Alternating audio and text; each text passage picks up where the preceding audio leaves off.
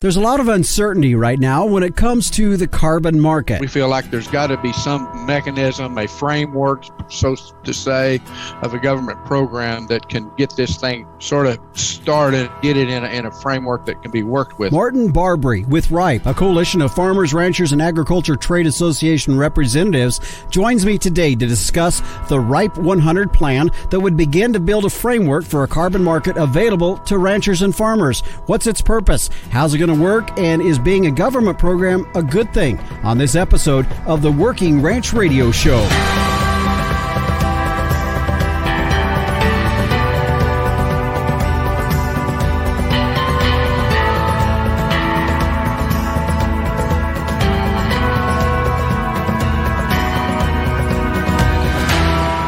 And we welcome you back. I'm Justin Mills. This is the Working Ranch Radio Show, and we're glad to have you joining us on our program today. This is episode 68, and if there is something that you hear today that you want to go back and you'd like to listen to again, or maybe you want to share it across your social media platform or email-wise, if you go to pretty much any podcast provider out there, you can find Working Ranch Radio Show, and you can find this episode. If there's something that you like, be sure to let us know. Also, I want to tell you, this is a show that came out of an email from Grace Smith out of North Florida that had emailed me and said, hey, this is a group that I'm here that I know about. They're doing some stuff regarding carbon marketing.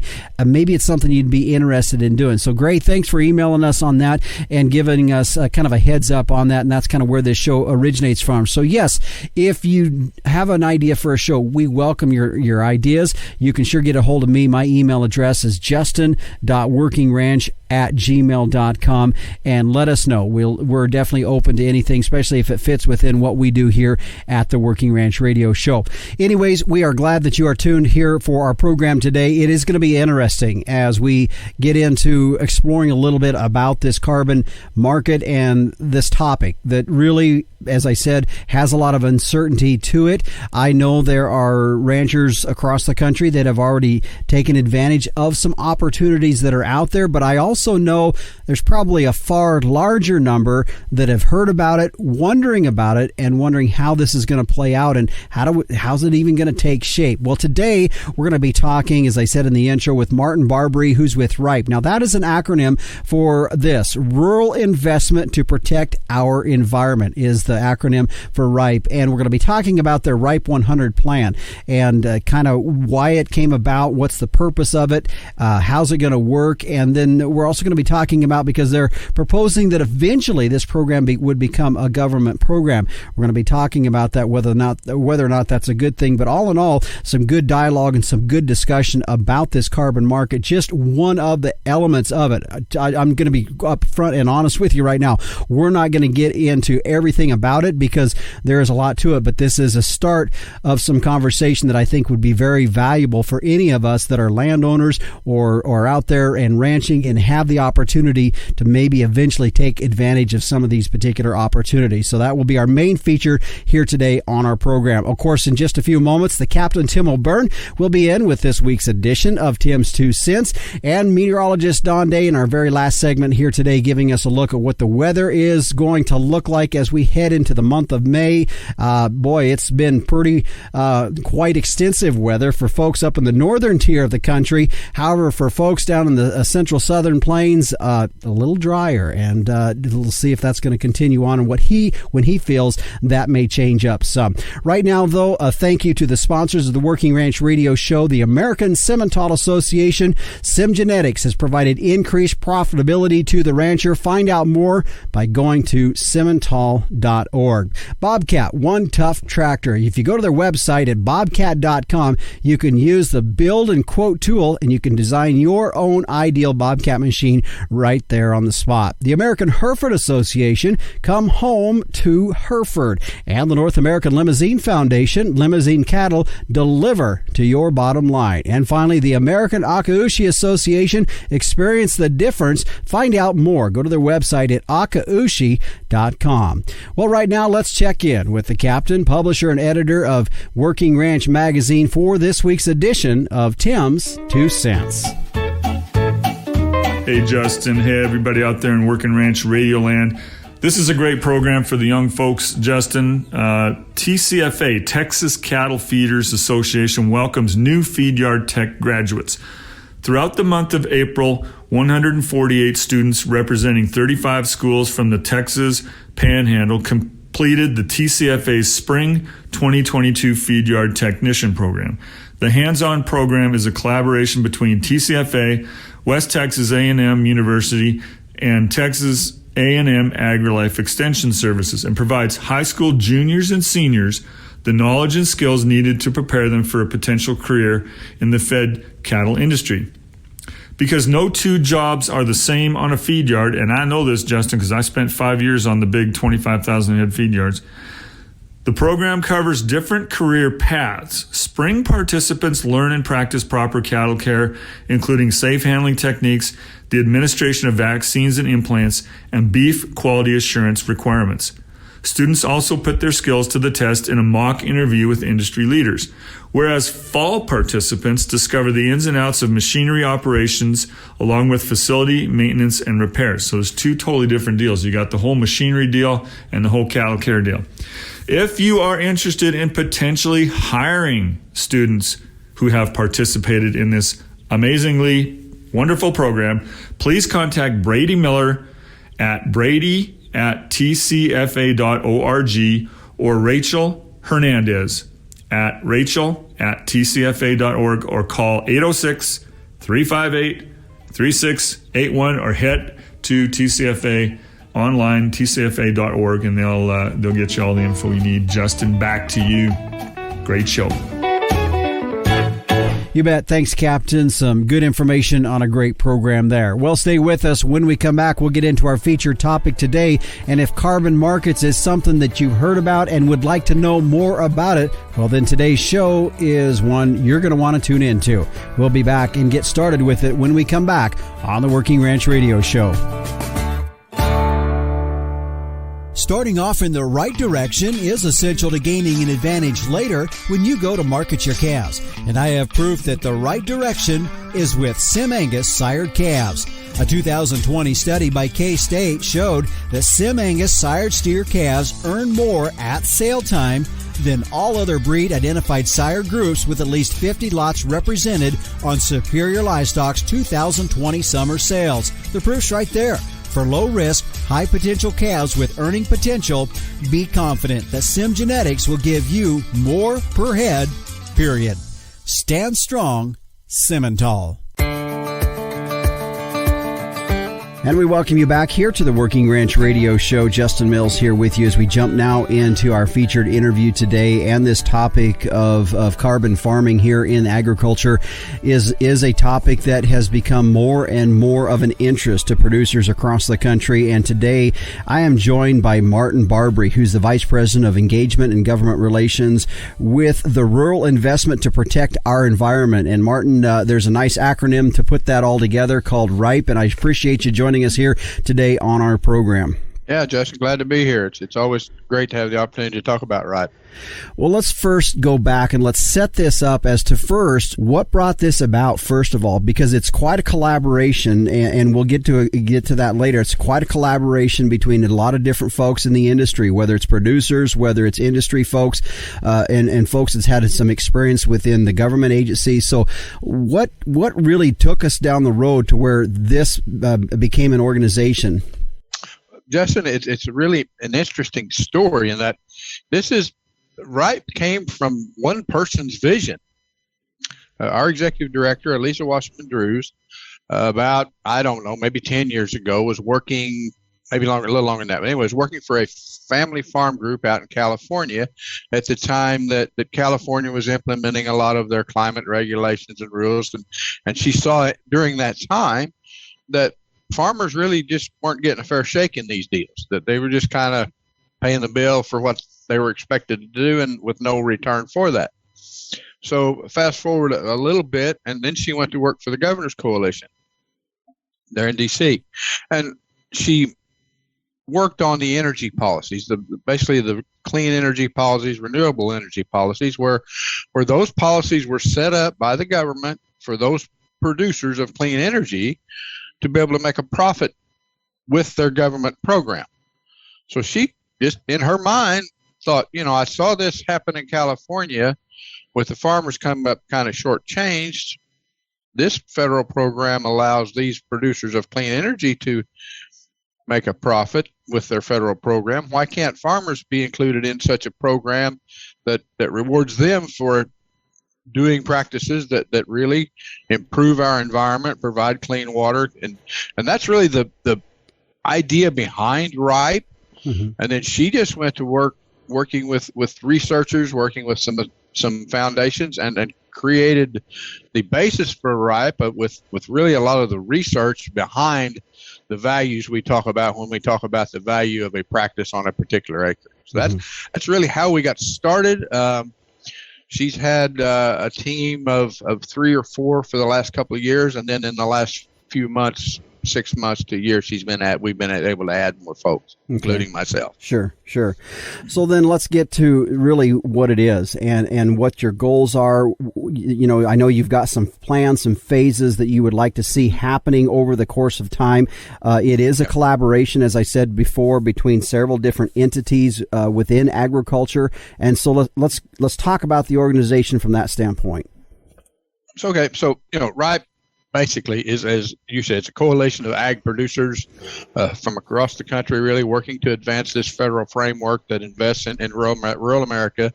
And we say mitigates because that's kind of the terminology today, but it's really more about environmental benefits and rewarding farmers for those environmental benefits. We want farmers to earn a fair and profitable return from voluntary conservation practices. That's one of the key principles behind RIPE is it must be a voluntary program. And so to distinguish us, we're different from folks that are only paying for carbon farming. We hear the stories. I've had the pitches made, sign up and one company says they'll give you $6 if you newly implement a cover crop.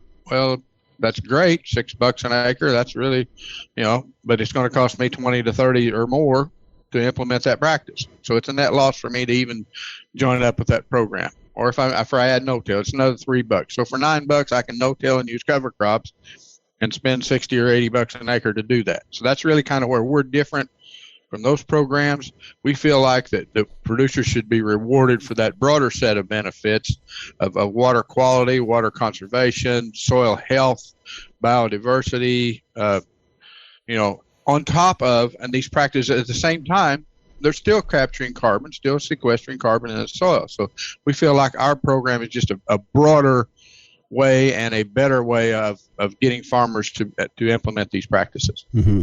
Let's talk about the couple phases that you have on paperwork here that you're trying to work through this process. Let's get into phase 1, and what does phase 1 look like?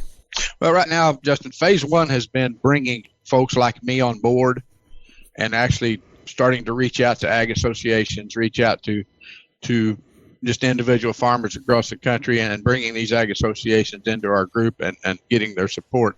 That's really phase 1 of what's been done, because what we've heard on the Hill is that they want to hear from farmers and ranchers that this is what they want. So that's phase 1. Mm-hmm. So then we are applying for one of the USDA Climate Smart Ag grants that will be, the close is May 6th. So we've been in a flurry for the last 2.5 months building that, putting that all together, working in 4 states with a lot of groups within those 4 states. Again, just a collaboration of folks that are interested in making this program go forward. So that's really phase 1. After that, we will be looking at we plan on being in the Farm Bill discussion. Mm-hmm. One of our basic tenets is that we will not touch current Farm Bill money. So this needs to be new money outside of, we can talk about that later, but that's really one of the big tenets that we want to make sure is clear. People understand we're not about repurposing Farm Bill money at all. Sure. So that's kind of where we're at right now. Okay. So with this, from the producer standpoint, from the rancher side, so what part do they get involved? Is this an opportunity for them? You guys are working right now to get the program established, work to try to get some funding with this. So for the producer, what does that look like then if we move forward and get into through those phases, and now there's a program here? Okay. Our vision of the program is number 1, a simple sign up. We hear from farmers. I've heard this in my previous roles. We want a program that's simple, easy to do, you don't do a whole lot of tremendous amount of paperwork to do it. And that's the way we envision this. Our vision is you sign up for the program. We have a list of practices for lots of commodities and livestock species, and that will provide at least, we talk about RIPE100, but no, we have practices, and none of our practices provide less than $100 per acre in public benefit. So there's always going to be a positive cost-benefit ratio for this program. But you sign up for the program, we're going to expect you to do a little training. At the same time, we're going to look at, start building some sort of a stewardship plan going forward. But essentially, sign up for the program, do the practice, and get paid. That's really the simple part of it. We know that if it's at USDA, there will be some sort of an auditing process. Every government program does that. I think that as we go forward, that will get refined. Sure. So as far as the management of this program, it is going to be through USDA, is what you're saying? For the pilot program, the program will actually be managed by individual entities within each state that's in the pilot. What we're working with state departments of ag, state departments of natural resources. Virginia Tech is our primary sponsor in Virginia, the university. So we're working with a lot of different groups, and most of all the states we're working with the local soil and water districts to help be the implementers, and actually will help those districts and get them a little funding to help move forward as well. My guest today, Martin Barbre, who's the Vice President of Engagement and Government Relations with RIPE. It's an acronym that stands, organization that stands for Rural Investment to Protect Our Environment. We are visiting with him more about that, and as they work to try to bring that program to a point in which producers can be a part of that program. We have more with him. We're going to continue down some more questions regarding this as it moves forward when we return here on the Working Ranch Radio Show. If you could do something today that would bring you a profit tomorrow, would you do it? In the cattle business, it's about efficiency. And with Limousine Genetics in your herd, your profit is just one calf crop away. With Limousine or Limplex cattle, it's more pounds naturally to sell at weaning. It's growth and feed efficiency with the added benefit of carcass merit. The other side of the profit coin with Limousine Genetics is the maternal efficiency, docility, and longevity of your cows and bulls. It's as simple as Limousine today, profit tomorrow. And we welcome you back here to the Working Ranch Radio Show. I'm Justin Mills. My guest today, Martin Barbre, Vice President of Engagement and Government Relations with RIPE, an organization working to bring some financial element to ranching and farming and the agricultural industry for the practices that could be done out there in regards to carbon farming or carbon capturing in our soil.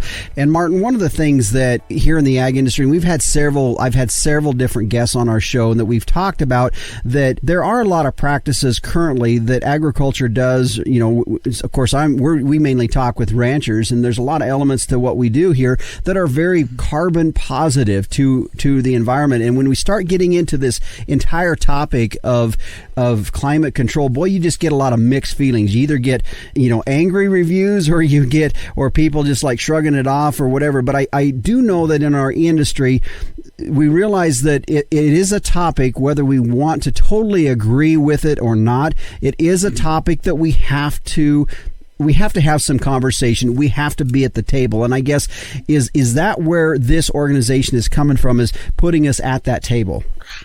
Justin, you just described that perfectly. Yeah, that's the whole point of this. I mean, there's the old adage that if you're not at the table, you're on the menu, and that's so true in government programs. We feel like that, and I know maybe go down this path just a little bit, but there's always been this concern of government programs and how they can get out of hand, or how they don't really do what they're supposed to do. We want this to be simple. I feel like, with my experience, especially mainly, I was at USDA with the Risk Management Agency, but especially with my time at Corn Growers, where I worked with the biotech groups, and then went on, but was involved in, back in the late 2000s, there was a thing called this climate exchange that was tried to get put together at that time, when this conversation really got started about carbon and all that, and that it never went anywhere. So that's kind of where we're at with we feel like there's got to be some mechanism, a framework, so to say, of a government program that can get this thing sort of started, get it in a framework that can be worked with. We know that the carbon programs, there's 10 or 12 now different companies offering carbon programs, and they're all going down a little different path, and I think people are beginning to back off of that because of that conversation of what I talked about earlier, is those programs just really don't even cover your cost of participating. Mm-hmm. And the other one that I hadn't talked about earlier is our program will include early adopters. I mean, those that are out there doing the work, learning how, just like in the livestock industry. Mm-hmm. I mean, there's folks out there that have figured out how to do prescribed grazing and all that kind of stuff, and that's a practice that works in this program. But number one, they're still doing their practice, so they're providing the public benefit, so they should be rewarded in the program. But number two, they're the folks out there that helping everybody else learn how to do it. Yeah, that's really kind of the big basic behind RIPE100 is that we cover the practice implementation cost. We cover what we know are coming is what we call climate policy costs, fuel, fertilizer costs that's going to be coming. We all know if they start putting more taxes on those things, that we know who's going to pay it. Yeah. The farmer and rancher is going to pay it. So that's really, we want to make sure those two costs are covered.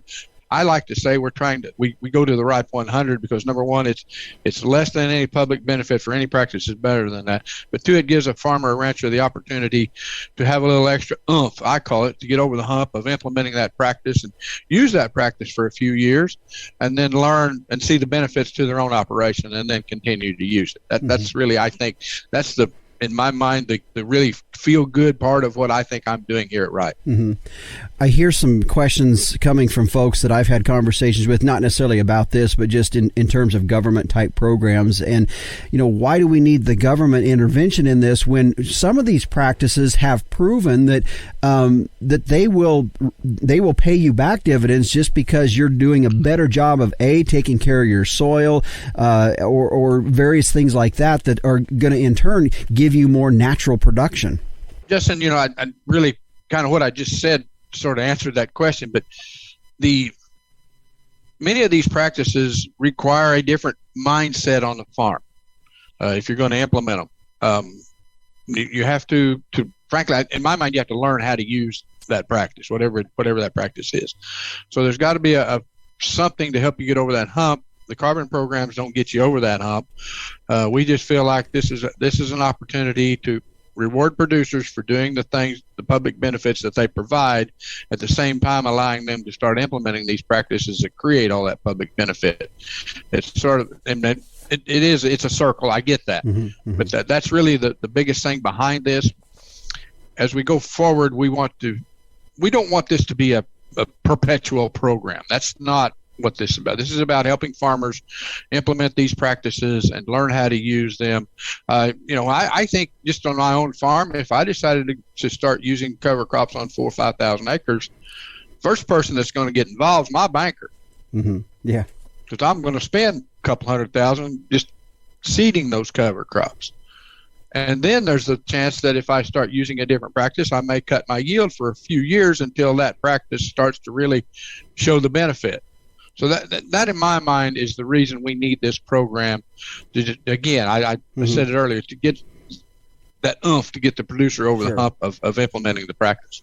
Well, and you're right, Martin. There's absolutely no question. Anything that I've ever tried to do that's brand new, whether it's intensive grazing where you're taking your land, you're paddocking that up, and there is that what I would call about a 2-3 year period or maybe a little bit longer where you have your education is kind of coming from the school of hard knocks, and it can be a little pricey. So I can see what you're saying with that. I want to go here a little bit in regards to this being a government operated program, and it was a concern that I raised when we were kind of setting up our interview. And we currently the operation I live here in northeastern Wyoming, and the ranch that we run on right here is pretty much kind of in the edge of the Black Hills, pretty flat. We do have a little bit of Forest Service up in the ranch where I was raised that we just started taking over now. It's in the Black Hills, and one of the issues that we deal with is getting the Forest Service and some of those folks on board with some of the newer concepts of what we're looking at wanting to do, whether it's intensive grazing or changing a species, because the NEPA ruling was that you had to run cow-calf pairs, and it's like, man, we are hurting our public land here by not allowing us to adapt some of these newer concepts. And I feel like really the folks within the government agencies are the ones that are really also going to need to be educated on some of these newer practices as well. Totally agree. Actually just had that same conversation about those lands and different, maybe there's a different species that works better on this particular area of the country, and then they're not able to do that because of the way the rules are written. Yeah, you're absolutely right. We've got to educate, and that's our job at RIPE. That's my job at RIPE, is to get out. And like I say, one of the things that we heard on the Hill in D.C. was we want to hear from farmers. We want to hear from ag associations that this is what they want, that they want to go down this road. One of the things we've found is the more people talk about improving water quality, water conservation, more environmental benefits, the more they talk about that versus just the carbon programs, support for a government program just goes up like a rocket. We've done a survey and just rural Republicans, I mean, you're talking about the conservative group. You talk about doing something on a government program for climate, that supports about 39% at best. Yeah, I could see that. You start talking about helping farmers implement these practices, the support almost doubles. But then when you talk about supporting farmers to implement these environmental practices that help water quality and all that other stuff, support really goes almost, it's like 93%. This was a study done by Farm Journal Trust and Food. I mean, it's a, reputable study across the country. It was done last year. So, that's why we know the support's out there for this program. We get it that it looks expensive. I get that. A lot of the things that I hear are people say, well, that's just impractical. Well, we sort of turn that impractical around and say, well, we think it's impractical for the things that we've just talked about. We think it's impractical to expect a producer to risk their livelihood to implement these new practices on their own. You're ranching, you know what your practices will provide you in an income. I'm farming in Southern Illinois. I know what practices I'm using today that I can pay my bills.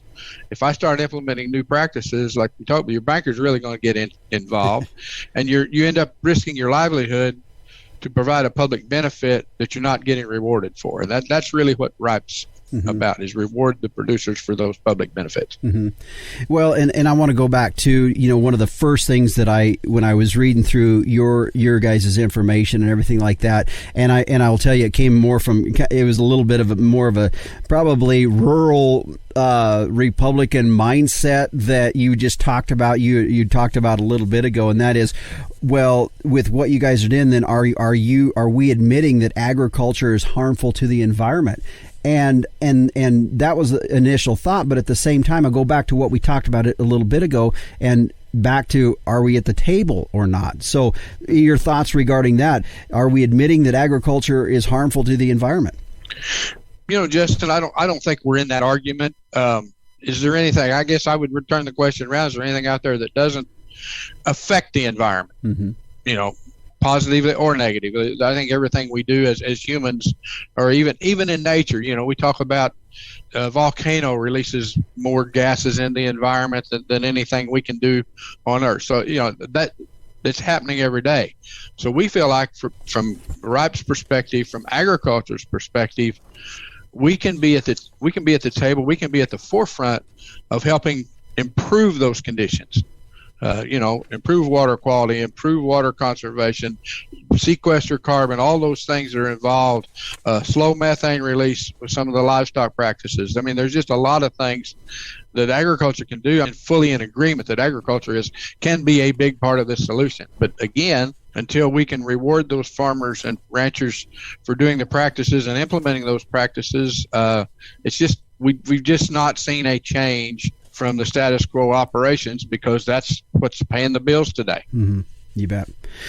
My guest today is Martin Barbre, Vice President of Engagement and Government Relations with RIPE. When we come back, we're going to continue, and we're going to talk about if you're interested in this and learning more about it or how you can be involved. We're going to talk about how that can be done from your standpoint as a rancher. I know this issue of carbon credits out there. It's a big issue here in agriculture, and we're going to talk about how you can learn more or get involved in this particular movement here when we return on the Working Ranch Radio Show.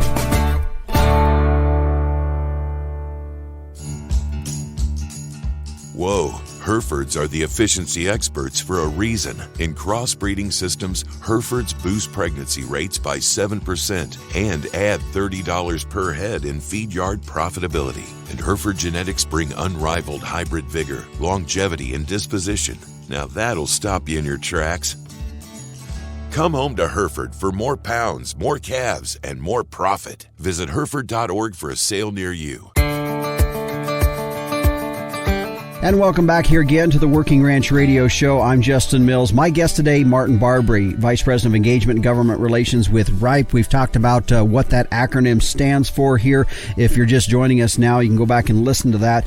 And Martin, really, as I closed out the last segment and we started talking about our interview here today, really this whole thing of carbon sequestration, it is a big deal, and it's becoming a more popular thing here in our industry, and it's a mechanism to where there is a potential revenue back to the ranchers, the farmers out there. And so from the standpoint of where you guys are coming from, one of the things that I feel like what I'm sensing in this is that, yeah, there's some programs out there, but nobody's really certain how that's going to end up. There's a lot of uncertainty there. And with what you're trying to do with RIPE is really to provide some framework for farmers and ranchers to get started in this, but then also just kind of bring everybody together so that we can kind of get this moving forward. Exactly, Justin. That's the whole key, and that's what I do. That's my position here is reach out to folks. We have what we call an ag outreach director, Jamie Powers. Jamie's actually been with RIPE for almost 3 years now. So creating that positive movement out in the country, making people aware of what we're doing, making people aware. We're learning, hearing more in the last 2 or 3 months, really, that you run into somebody, yeah, I've heard of RIPE, and before you didn't hear that. So I think we're getting the word out there. We created a couple of different avenues for people to get involved. We have what we call a steering committee. Mm-hmm. Our steering committee is comprised of, it's going to be up to 15. We want it to be ag associations.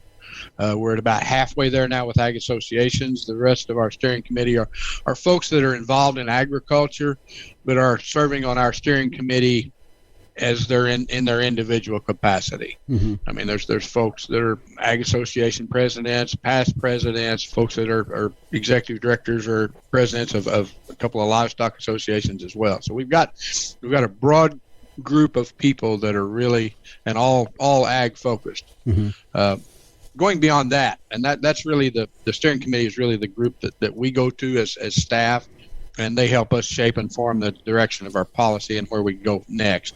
But then we have created what we call a farmer advisory network, and that's really where we can talk about folks that want to get involved, that like what they hear about RIPE and want to go out and be interested in talking about RIPE.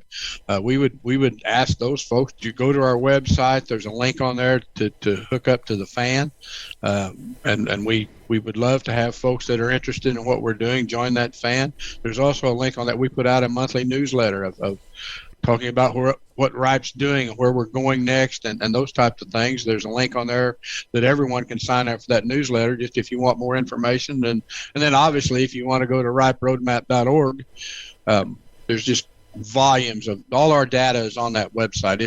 It's you can get really, we call it wonky if you want to. Yeah. But that's really the focus of what I'm doing and why I'm happy to have the opportunity to, the folks, I always like to do this when I do any interview with an ag reporter is thank you guys. I mean, without you guys getting the word out of what I'm doing, whether it was at Corn Growers or at USDA at RMA or now with RIPE, if we didn't have you guys out there doing these ag broadcasts, this word would never get out. So I just want to thank you for that and for this opportunity. Mm-hmm. I want to get that in before we get done. Yeah. Well, I want to go back to your advisory board and some of those folks that you have involved in there. And one of the things I don't want to segregate our agriculture industry, because I think we do enough on our own. That's not very good at it. That's not always beneficial. But at the same time, I also know that, this is a Working Ranch radio show. So primarily, a lot of folks listening through the radio or through the podcast are going to be probably more rancher oriented from that. So from that standpoint, who do you have involved, or how is your involvement from the ranching side of things? Because, really as some of the examples we've talked about here today, have been talking about cover crops and things like that. And especially when we start talking about government programs, the first thing people think of, well, that's for the farmer, not for the rancher. So from that standpoint, let's talk about the ranchers' involvement into this. Okay, one of the groups on our steering committee that just joined 2 or 3 weeks ago is the Minnesota State Cattlemen's Association.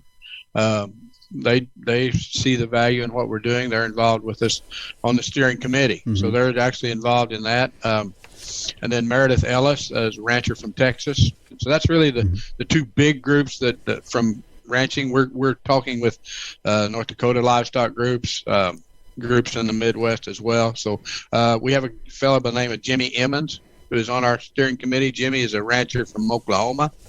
Jimmy very involved in regenerative ag, and he's using cover crops and growing yearlings for folks on his cover crops. So it means really involved in that. So we've got a pretty good out of 12 or 13 that are on our steering committee now, 3 or 4 are livestock folks. So that's why I feel like we're actually covering. We want livestock to be involved because it's a very important part of our ag community in the country.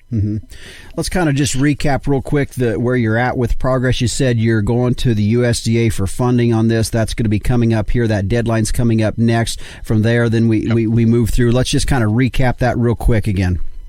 So right now, Justin, we are in the process of finalizing the scope of that. We're going to, provided we get the grant we want to, we're going to pilot in 4 states: North Dakota, Minnesota, Arkansas, and Virginia.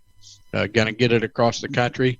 One of the things within that pilot that we didn't talk about earlier is we've set aside $2.5 million for each of a couple of the states to do some specific CAFO work. Okay. Try to figure out, lagoon cover, those types of things, to try to help learn more about how that can be effective and how we can implement that into the program. So that's just another point that of our application that's livestock focused. Yeah. So we want to make sure that's included. Obviously, we are at the point of pretty much got our plan finalized, pretty much got all of our partners on board and all their paperwork done. So that grant will be going in on before May 6th. And then beyond that, actually, and one thing I didn't mention earlier, we're sort of looking at and really just starting to investigate the possibility of a standalone pilot through AgriPropes, maybe more so if this doesn't happen. But sure. But we want to get the word out, and it's going to take a pilot. That's what we've heard from the Hill. Yeah, is you guys need to get a pilot created so you can show the benefit and show how people actually come into the program and work. Our program, full-blown program, if we had that in place, is to include everyone, every acre, all size types of farmers, small, large, whatever. For the pilot, we will limit acreages in states just because we want to get more producers involved. Sure. So, but the whole program is include everyone. Yeah. Well, and that was my next question, because I knew in that first element of it, you were just going to be, there was going to be a limited number, and your goal was to have really anybody that wanted to be involved. And again, back to that would be a compensation of $100 per acre. Is that correct? That's the pilot will be at $100 an acre. We realize that, as this program evolves, if we get it into legislation, Congress will have that's one thing we've built this program to be scalable. So we know Congress has the final say on how much money they're going to spend on any program. So as we go forward, we will hope this program would get scaled up fully. One of the other things we're doing in this pilot, Justin, is we're working with a group called SOAR, Supporters of Ag Research. Mm-hmm. They're a group of a lot of the big companies, Pepsi's, those types of companies, and they're going to look at how can private industry, and that's one of the other things we heard from the Hill, is they want private industry to be involved in helping fund this. either helping fund it or helping provide some type of a certificate for a producer that's produced a climate smart ag product to be rewarded for that. So that's part of our pilot as well, is trying to figure out a way for private industry to get involved in helping fund this. Well, and I think that's where it's been at right now is there has been some efforts, and there are some efforts there. Some of it has went through of private industry groups that are wanting to carbon offset to do this. So I think from that standpoint, I think, that sounds like a good thing, in my opinion, if we can get private industry to help fund this, and then there be some collaboration that has some baseline. I feel like there's just a lot of uncertainty out there with it, and we really need to have some framework that kind of puts everybody on the same baseline. And Justin, that's kind of what I went back to start with. I think there has to be some fashion of a government framework of whatever this program evolves to have a quote, what you just said, a baseline of this is how the program works. This is what the values are. And then here's how people get paid. So that's sort of a synopsis of what we're working on. You bet. Martin Barbre, Vice President of Engagement and Government Relations, is my guest here today. Martin, you mentioned it a little bit ago, ways people can get more information or to get involved. Again, let's kind of go back through that, the website and how they can get involved. Absolutely, Justin. Our website is www.riperoadmap.org. You can go on there. A lot of the stuff we've talked about today is written out on there, but also there's links on our website to number one, sign up for a newsletter. That doesn't really take any effort. You read the newsletter once a month and you kind of keep up with where RIPE's going. Also a link on there to sign up if you're interested for our Farmer Advisory Network. That group's growing. It's still small, but it's been doubled in the last 6 weeks. So we're growing that Farmer Advisory Network. That's a group of farmers only. Meet once a month for an hour virtually. Farmers and ranchers. I've said that all day, Justin, and I didn't say it then. I take credit for that. That's one thing I do. Yes, a group of farmers, and it is farmers and ranchers, and join that and be involved in the conversation. Like I say, we meet virtually once a month. We also once a month do what we call a RIPE 101 webinar. On the website, you can sign up for that. Our Ag Outreach Director, Jamie Powers, just sort of goes through the basics of some of what all we've talked about today and gives an overview of RIPE, and it opens it up for questions for folks that haven't heard about RIPE before. So if you're interested at all, go to riperoadmap.org and then sign up for the newsletter and sign up for the webinar, and then hopefully we can get you further involved. You bet. All right. Martin Barbre, Vice President of Engagement and Government Relations with RIPE. Now, that's an acronym for the organization that stands for Rural Investment to Protect Our Environment. And Martin, I appreciate you taking the time here to join us today on the Working Ranch Radio Show. And Justin, I do appreciate the opportunity to talk about RIPE, and it's been a good conversation. I really enjoyed it. All right, you bet. Thanks again. Well, folks, stay with us. When we come back on the Working Ranch Radio Show, meteorologist Don Day joins us with a look at our long-term weather as we continue to see a lot of unsettled weather across the north, and those dry conditions down in the central and southern plains. We'll get a look at what that's going to look like for the month of May when we return. At the American Akaushi Association, we're more than prime. The American Akaushi Association was created to help ranchers be more profitable and find opportunities when using Akaushi genetics in their herd. We focus on market opportunities for our members and offer support from conception to consumer. When you choose Akaushi, you have a network right there with you. Experience the difference at akaushi.com. That's AKAUSHI.com. Do you have a young child, grandchild, niece, or nephew that loves the weather and wants to learn more? Day Weather has produced a children's weather journal full of weather facts, fun weather experiments, coloring pages, and pages to record weather observations for every season of the year. The weather journal is for ages 3 to 7 and designed to be fun and educational. The interactive weather projects are fun for the whole family to take part in. For only $10, the Day Weather Journal is a great gift idea for any occasion. Click on our Amazon link to order at dayweather.com. And welcome back to the Working Ranch Radio Show. Justin Mills here with you as we turn now with a look at our long-term weather. Meteorologist Don Day joining us for that. And Don, earlier this last week, I was listening to your podcast, and one of the things that you had mentioned that is a little different than what we were at last year, both La Nina years, but we're really seeing a difference in the Gulf of Alaska, and that being kind of this storm generator that we're seeing across the northern tier of the country. Explain that and its difference from last year. Sure. So let's talk about what's going on in the Gulf of Alaska right now. Up in the Gulf of Alaska. So what I'm talking about is the water temperatures off the Aleutians up into the Gulf there where Alaska meets British Columbia. That area right there is a very important location because it is an area that breeds and generates storms, and it can if conditions are right. And really over the last 5 weeks or so, we've seen an area of colder than average sea surface temperatures in around that area I just mentioned. It's contrasted with an area of temperatures in those sea surface conditions that are a little bit warmer than average off to the west. And what this is doing, it's creating a temperature gradient that ends up helping it it's not necessarily causing the storms to form, but it's helping them. And what we're seeing is a lot of storm activity that's coming out of the Gulf of Alaska through the Pacific Northwest and going across the northern plains, and is largely responsible for the blizzards and the big storms that have hit the North Dakota, Montana region this weekend, parts of Wyoming.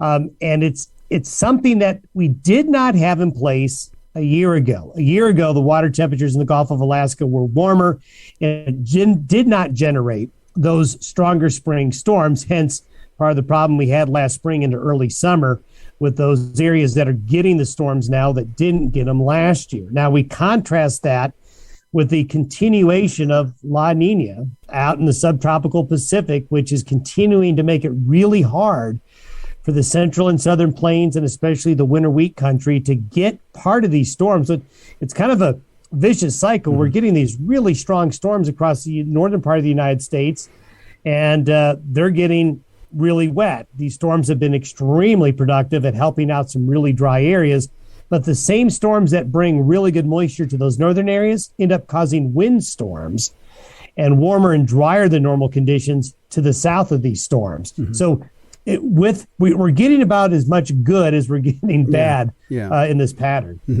One of the things you talked about, too, was that as we start to see this jet stream settle down and slow up a little bit, that we might start to see a little bit more weather or moisture then falling to this more in the southern plains. We're seeing hints of that. And while we're not 100% sure it'll happen, we're seeing the possibility that as we get into the month of May, the jet stream naturally begins to weaken. It's not as intense as the seasons change.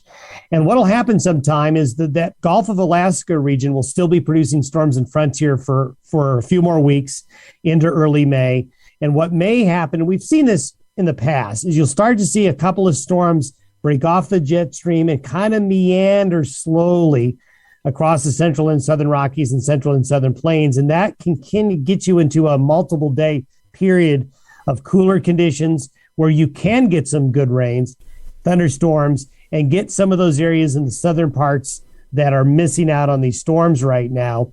And then that also will lead to a little bit of a warmer temperature pattern for parts of those northern Rockies and northern plains. I was just reading a report about all of this great rain and snow across North Dakota and parts of Montana, northeastern Wyoming, but it's been so cold this month. You need some heat to get the grass to grow. Yeah. Well, that's exactly where we're in too. I mean, I've had to push off when I'm bringing heifers back from the feedlot because the grass isn't ready, and I'm hoping it's going to be ready by June 1. Right. And I do think that May is not necessarily going to be a really warm month, at least relative to averages.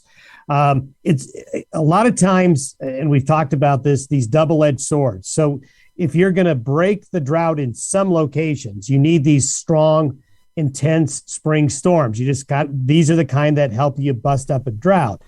Then you get the ground a little more wet. That in turn causes evaporation that keeps air temperatures and soil temperatures a little bit cooler.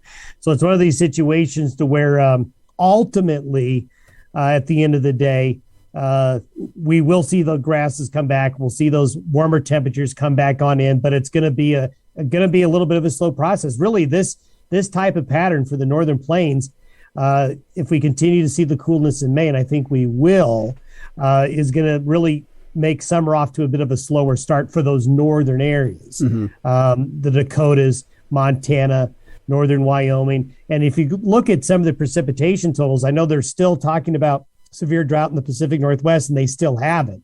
But we've also seen parts of Washington and Oregon and northern Idaho have some wetter weather as well. Well, we hope for our folks down in the central southern plains, too, that at some point they're going to get some moisture because they desperately do need it. So, yeah, and that is my biggest concern with La Nina being stubborn.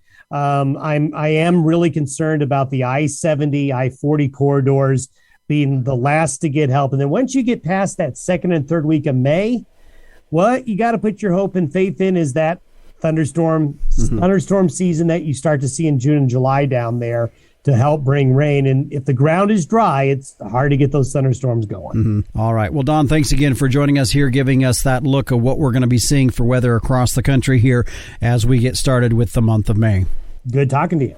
And again, that was meteorologist Don Day with a look at our long-term weather. And if you're like me and you like to stay on top of what the weather is looking like across the week and coming up for the following several weeks out, I would invite you to go to his website at dayweather.com and you can sign up for his daily video podcast.